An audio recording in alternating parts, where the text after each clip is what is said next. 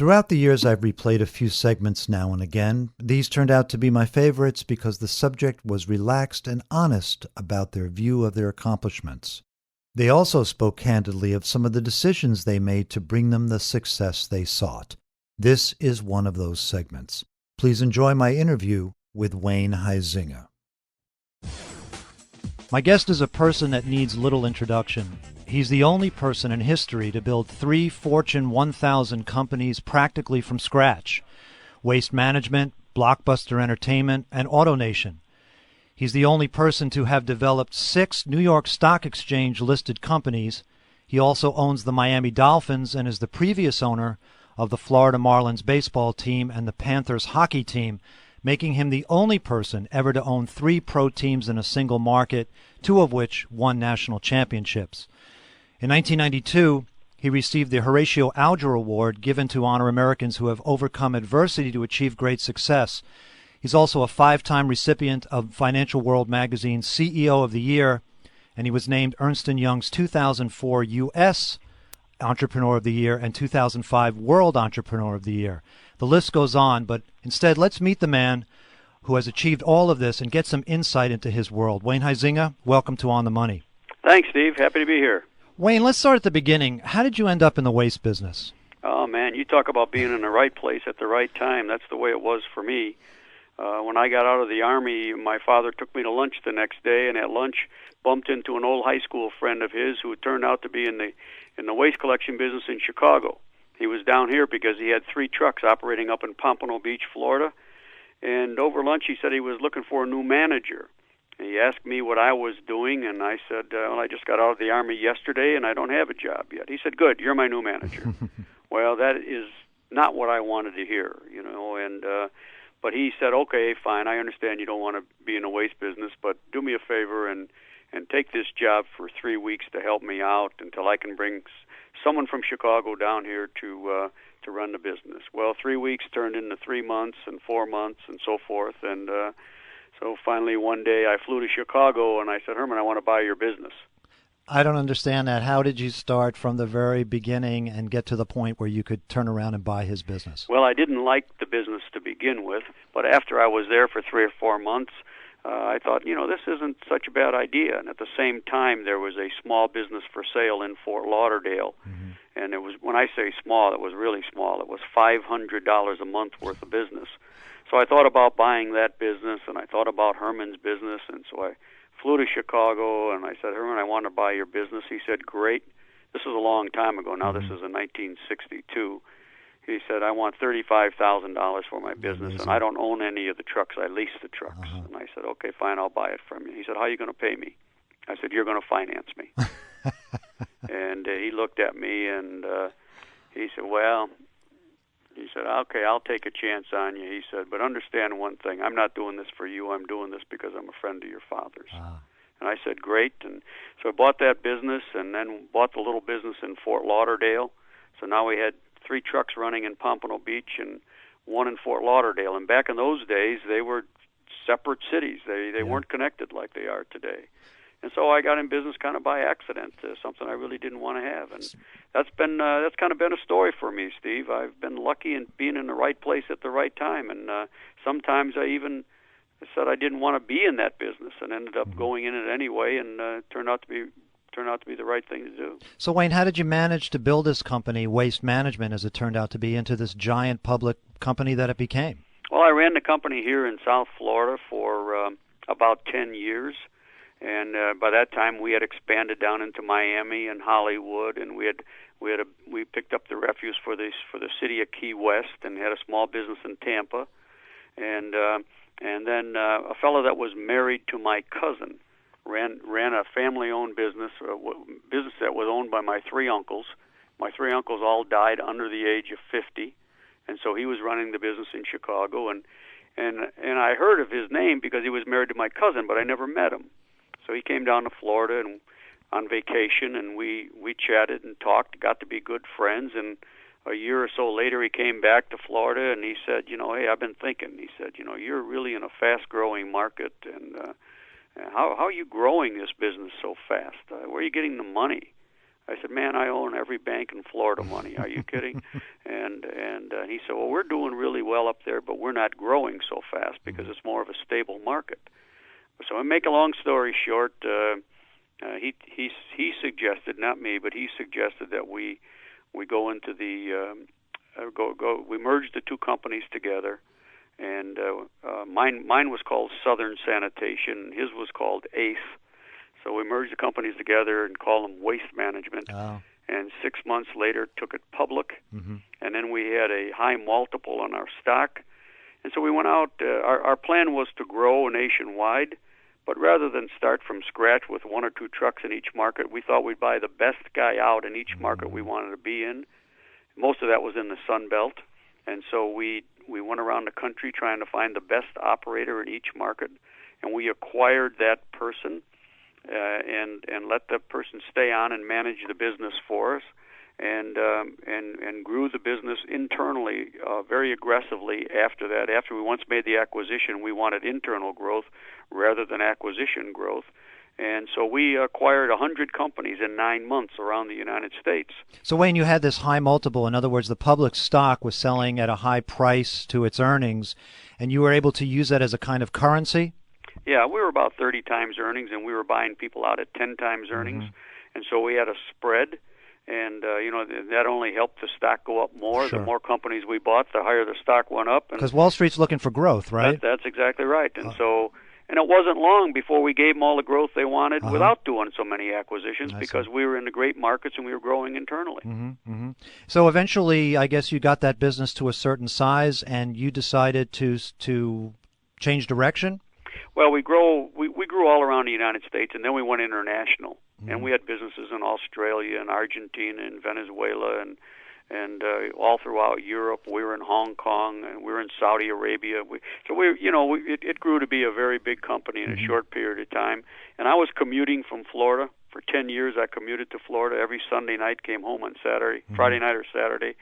And I got tired of doing that and said, well, I'm going to retire for a while. And so we did not sell the company, and I did not sell my stock. And decided I was going to take a year off and kind of goof around for a while.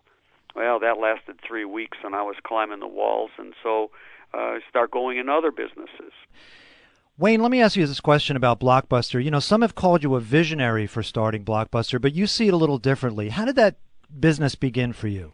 Well, a good friend of mine by the name of John Melk lived in Chicago, and he used to work for Waste Management. He retired a year after I did, and he called me one day. It was in November of 1986, and he said, "Wayne, I've got a great business. I've invested in as a limited partner in a video store, and the guy that owns this business, he said he's going to grow rapidly, and you should see this video business, Wayne. It's really great." And I thought to myself, there's no way. I mean, I didn't even own a VCR at that time, much less have never been in a video store or rented a video. And this fellow would call me, once or twice a month. And finally, in late January, I was in Chicago doing some business, and he called my office, and my assistant said, "No, he isn't here. He's in Chicago." He said Chicago.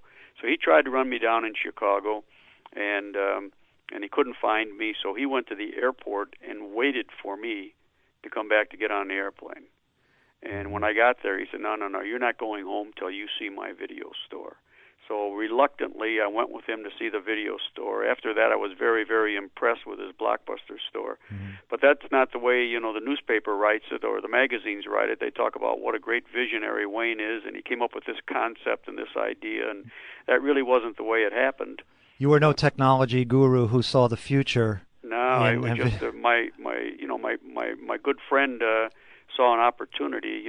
I thought that renting videos was dark, dirty, dingy, dimly lit stores that rented adult movies, Yeah, sure. And I was surprised after I saw a Blockbuster store. So, I guess Blockbuster, in your mind, had the potential, kind of similar to Waste Management, a serial business with a lot of cash flow coming in all the time. Well, Waste Management, we had to acquire a lot of businesses to get started. Yeah. But in Blockbuster, we did not. In Blockbuster, it was a matter of building stores before the competition did, because we had nothing proprietary. So it was just a matter of getting to the best real estate before the competition. And make a long story short, we opened regions around the United States. Each one was staffed on their own for real estate and construction. And over 6 years, we averaged opening a new Blockbuster store every 17 hours. Wow. So we opened a lot of stores in a short period of time. Now, when you got involved in Blockbuster, this small company, this one store, that was already a public company? Yeah, they went public to be in the oil services industry, and then that changed, and they went into the video business, kind of by mistake, but they went into the video business, and then when we bought the company, it had 8 company-owned stores and 11 franchise stores. I see. So you developed that business for how many years? We're a total of 7 years, and when we bought the company, it had a $32 million market cap. And 7 years later, we sold it for $8.5 billion. It's unbelievable. You sold it to Viacom, right? Sold it to Viacom, and the stock price over that 7 years went up 4,100%. Incredible. Why do you think Viacom wanted that business so badly? Well, they were trying to buy Paramount Motion Pictures at that time, and they needed to borrow a lot of money to do it, and they didn't have the cash flow to do it. We had a lot of cash flow at Blockbuster, so they paid us stock, and then ended up with the cash flow that they needed to finance the acquisition of Paramount.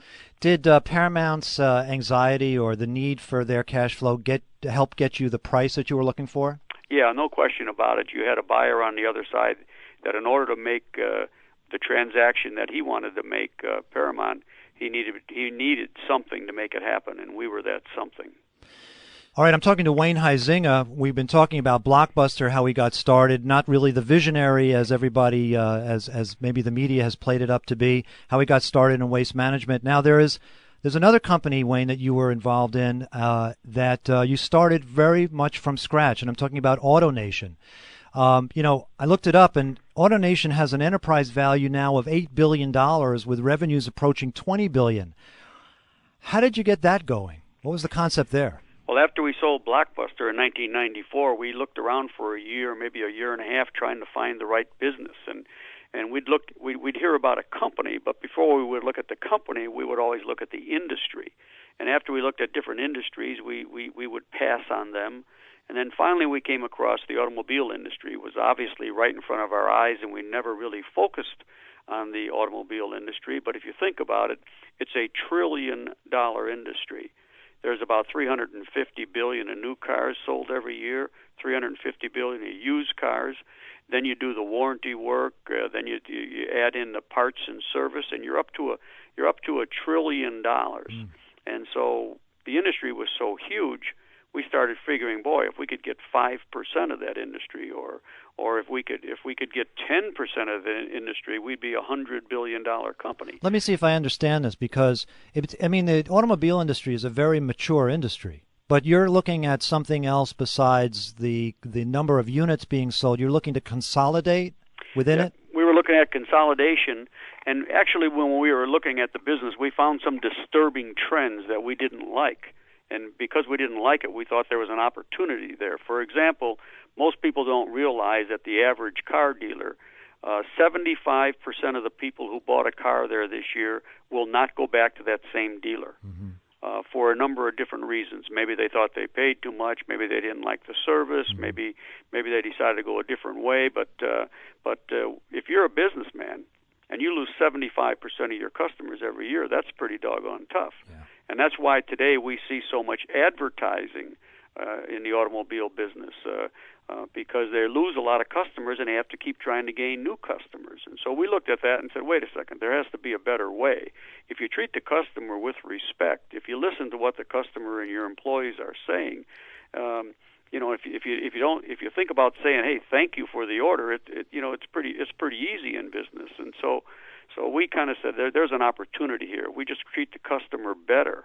We ought to be able to retain more of the customers. And make a long story short, we took this concept public, raised a lot of money, then once again went out and acquired 375 different car franchises. And today AutoNation sells virtually every type of car.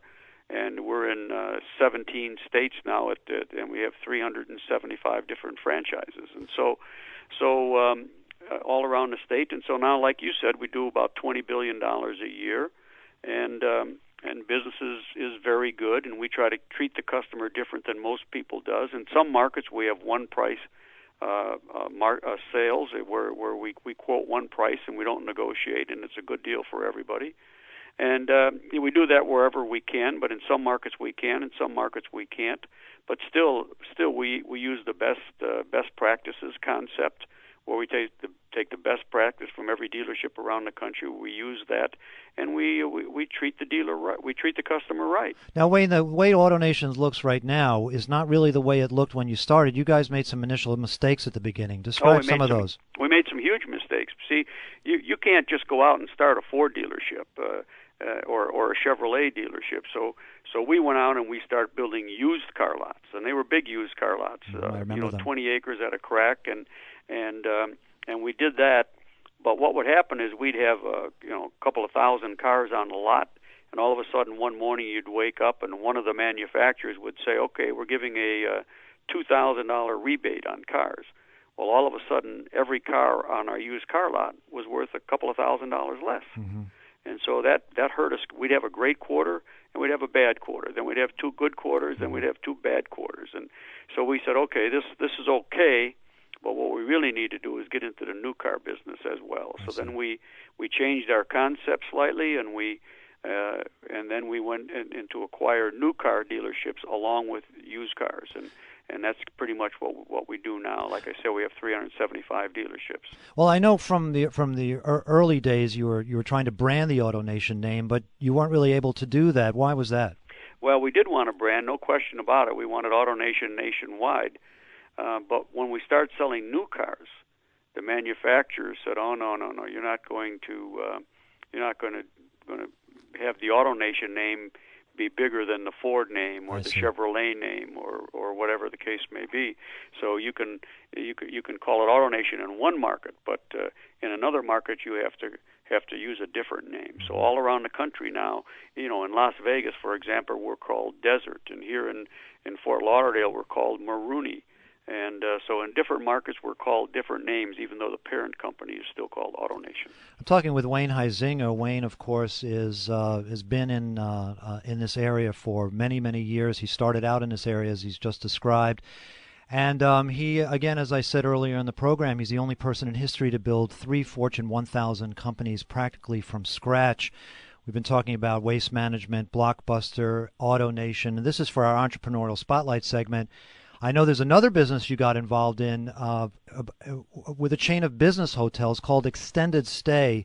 How did that start?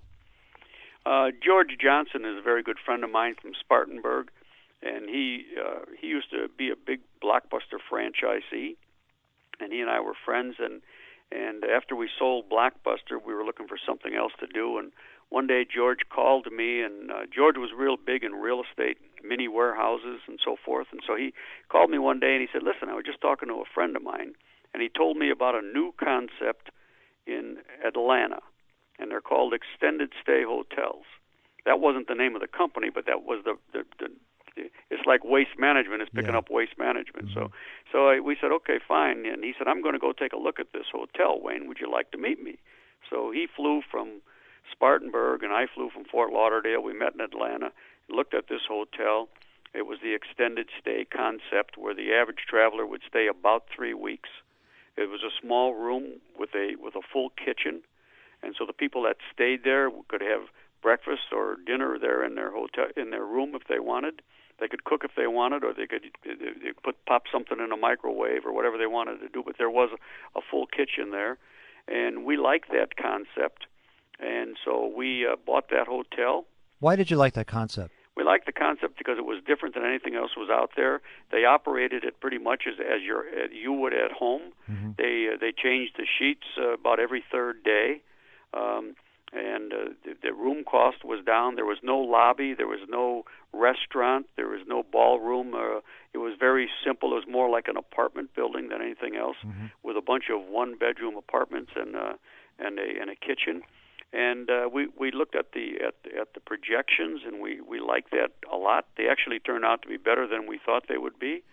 And in a very, very short period of time, We ended up with 475 hotels. Did you take that public again? We did take it public. And you used, and it had a high multiple, and you used that to build? We did have a high multiple, but there was nothing to acquire. Mm-hmm. So we used the high multiple to acquire cheap money on Wall Street, and we used that cash to build hotels. I see. And we did extremely well with that. And we sold that. We sold that about a year and a half ago for $3.5 billion. You know, Wayne, you seem to take your businesses to a certain level and then you sell them. Why do you do that? Why don't you hold on to them and become, watch them grow forever? Well, the growth is in startups. The real growth is taking something small and making something big. But once it's big, you don't have much growth because the base is so large now, and it's more like running a business day to day, where we're more in the growth mode all the time, and that's the reason. Well, I mean, also when the stock price gets so high, I mean, literally speaking, you have to grow like crazy, almost impossible amount, in order to get that stock price higher. Yeah, and we average at the hotel company, we average building a new hotel every week. Well, you think about building a new house every week. Well, we were building a new hotel every week, and there was a period of time for 2 years where we averaged opening a new hotel every 3 days. Mm-hmm. Well, when you're doing that, there's a lot of moving parts, and so finally you get it to where you got a good stock price and business is good, and you can't keep growing at that rate anymore. So we then sell, take our money, and start a new business. How do you determine what the right price is? Well, when you get an offer that's beyond your expectations. Well, that's number one, sure. That's the easy one. Obviously, there's rules of thumb in a business. You get blank times cash flow or blank times EBITDA, that type of thing. Sure. And when you get higher than the rule of thumb, then it's time to sell. It's time to sell. Let me ask you about your management style. You make it sound like kind of just very casual how you manage to do this. You must have an aggressive management style. How do you get your companies to perform so well? I imagine it's in who you hire. How do you hire people and make sure that that's a success? Well, in the early days when we started Waste Management, and we were operating all around the United States, and then we were operating around the world, I learned, because I had to learn, how to deal through people over the telephone, many miles apart, and so forth, and you were just forced to learn. And I made a lot of mistakes along the way, but finally learned how to hire the right people to make things happen, where you could communicate with that person over the telephone and not have to have them in the same office with you. And I got comfortable with that, and that's how we were able to build so many Blockbuster stores, through regions and through the right people in the regions. And the same with Extended Stay America and my friend George Johnson. So I've just somehow got lucky in learning how to work with the right people. We've made some mistakes along the way and had to change management from time to time, but basically, it's all through people. You hear it said so often, people are the name of the game. And we hear it said so often, it goes in one ear and out the other ear. Mm-hmm. But that is the most important element in growing a business quickly. You have to have confidence in the people that are making it happen. I guess you're also using that as a form of leverage, because you're only one person, and the more people, the qualified people and competent people you can have working for you, I guess the greater growth you can get. That's exactly right. So instead of just growing one business, you're growing several businesses at one time. We don't have any public companies anymore. Mm-hmm. But we're investors in lots of companies. In some cases, we own a minority piece, but in most cases, we either own 100% or we own a majority. Even if we have partners, we usually own a majority. And right now, companies that we operate now in 42 states in the United States and 15 foreign countries. And we operate some businesses that I've never been to, mm-hmm. but we operate it through good people in those markets. Well, so what are some of the ideas that are percolating now in your mind? We're looking every day for something. It's not as important to us now because a lot of years have passed and I'm getting older. And how much time are you spending in the office these days? Oh, I spend 12 hours a day in the office, except I try to take 2 months off in the summertime. And are you successful at taking 2 months? No, it hasn't worked for me yet, but I'm still working on it. So you're still looking at other businesses, but not with the same hunger or interest? Yeah, we're still looking. learning, and we'd come up with things. Right now, we have, like I said, we have quite a few businesses now. Several of them are in real estate, which we have never done before. So we're learning that. Is that a different market for you because it's maybe a little harder to figure out the right price or the right multiple and so on? Yeah, it is, and we don't have any desire to be a home builder or a condo builder or anything like that. We buy the land and get the land entitled and maybe put the streets in and then let somebody else come along and build the buildings on it.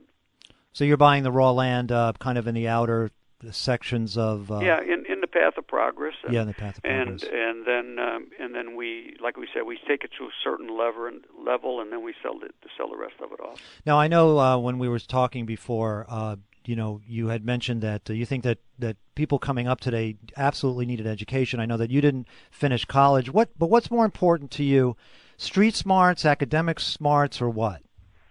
Well, when I didn't finish college, it was a little different. I mean, that was a long time ago. That was 50 years ago, and I think you could get away with it back in my day, but I don't think you can get away with it today. I think you need to have a college education, and maybe more. Very, very sophisticated today. A lot more sophisticated today than it was when I was starting out, and so I think people really do need to have an education, and there's no question about it. When you're hiring someone. But there's a lot of difference between someone who is intelligent and someone who is smart.